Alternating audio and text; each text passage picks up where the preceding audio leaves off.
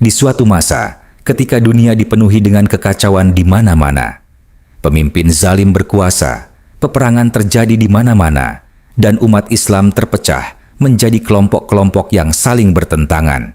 Namun, di tengah kegelapan itu, ada satu sosok yang tidak dikenal, tidak mencari kekuasaan, tapi justru dipaksa untuk memimpin dunia. Dia adalah Imam Mahdi. Bagaimana perjalanan dari seorang manusia biasa hingga menjadi pemimpin umat Islam di akhir zaman? Dan benarkah ia akan menaklukkan dunia tanpa ambisi pribadi? Inilah kisah lengkapnya dari awal kemunculan hingga menghadapi fitnah terbesar dari Dajjal. Sebelum kemunculan Imam Mahdi, dunia berada dalam kondisi yang sangat kacau. Peperangan terjadi di berbagai wilayah, ketidakadilan merajalela, dan manusia kehilangan arah. Umat Islam sendiri tidak lagi bersatu. Mereka terpecah, saling berselisih, bahkan berebut kekuasaan. Dalam sebuah riwayat disebutkan bahwa akan terjadi perselisihan besar setelah wafatnya seorang pemimpin.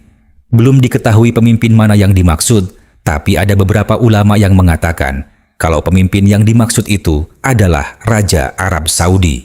Ketika itu terjadi, dan dari sinilah awal perubahan besar akan dimulai.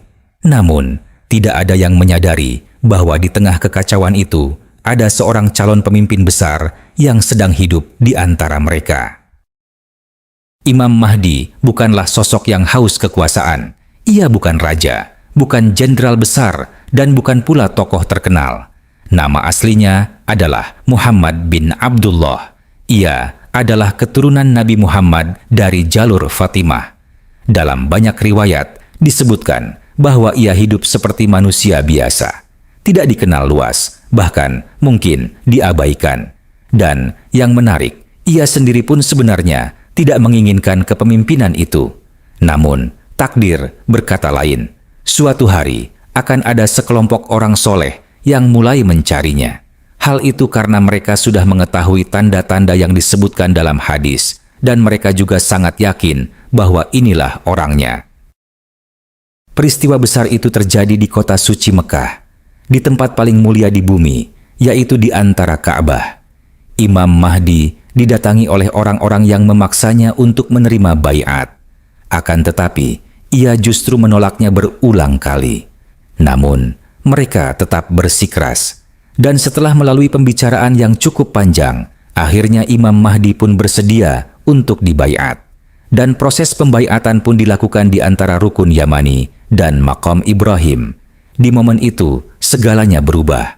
Dari yang awalnya hanya seorang manusia biasa, ia kini menjadi pemimpin umat. Tanpa haus kekuasaan dan tanpa persiapan politik, tapi Imam Mahdi memimpin dengan takdir yang tidak bisa dihindari. Kabar tentang pembaiatan ini pun menyebar dengan cepat, dan tentu saja tidak semua pihak menyukainya. Ada juga beberapa pihak yang tidak setuju dengan kabar ini.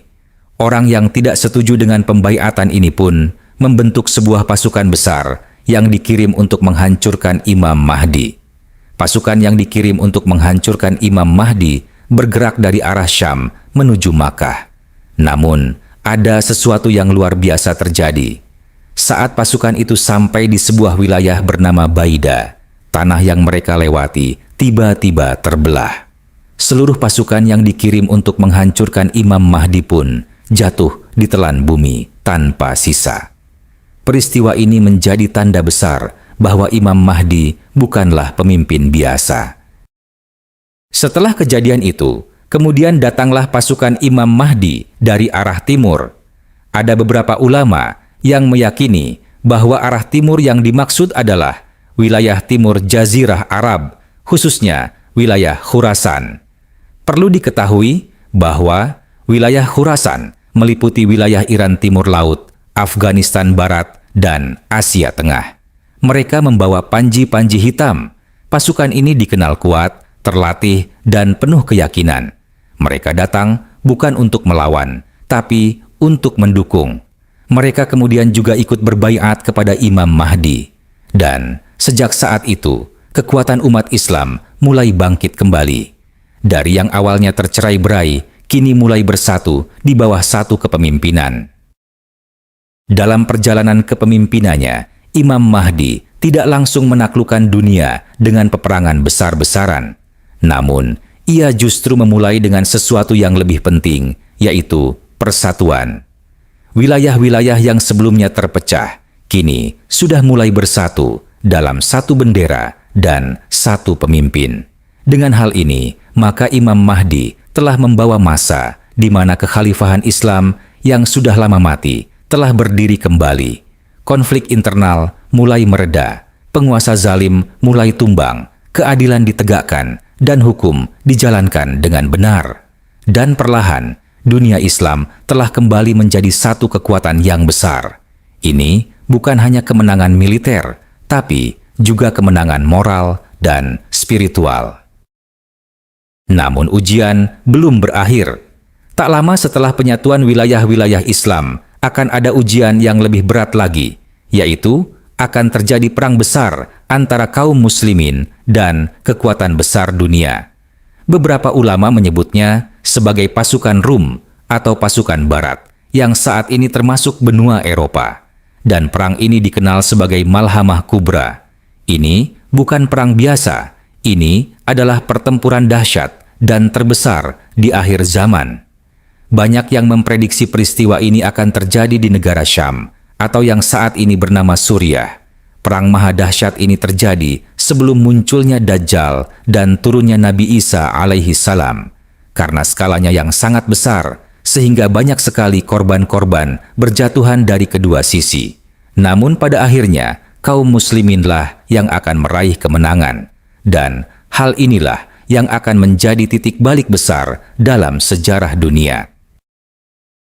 Setelah kemenangan itu, dunia akan memasuki masa yang belum pernah terjadi sebelumnya, yaitu di mana keadilan tersebar di seluruh penjuru bumi, kekayaan melimpah hingga tidak ada lagi yang mau menerima sedekah, keamanan terjaga, dan kehidupan menjadi damai.